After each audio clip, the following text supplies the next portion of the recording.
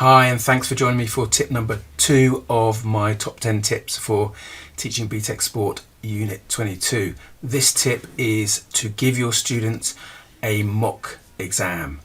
If you have the time, I highly recommend that you set this up so that your students experience what it is like to go through that 3 hours of writing up the assessment in Part B.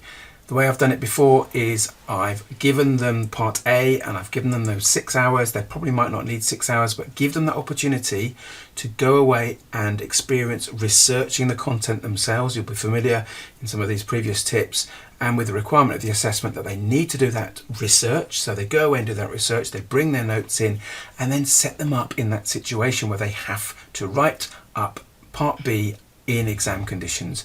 So useful for them. They have that real understanding and appreciation of what's required and what they need to do.